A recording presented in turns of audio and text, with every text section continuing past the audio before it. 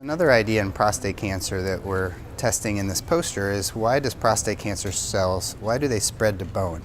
And the idea of osteomimicry is that prostate cancer cells can morph, transform into bone-forming cells, which is a little counterintuitive. How would a prostate cell form bone? But that's actually been studied since the 1990s in laboratory conditions where, for example, osteoblasts, which are the normal bone-forming cells, prostate cancer cells can transform into osteoblast-like conditions and form and calcify and spread to bone.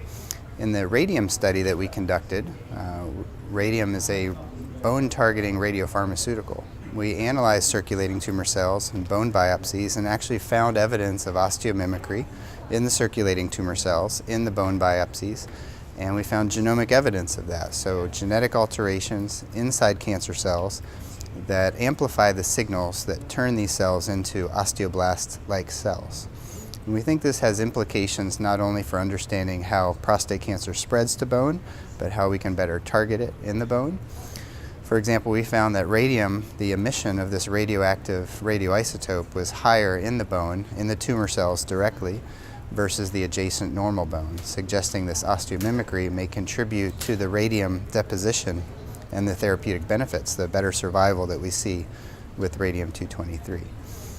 We found a number of pathways that are now targetable that regulate osteomimicry, and the next step would be to try to block that and try to either prevent bone metastases or improve the outcomes of men with bone metastases.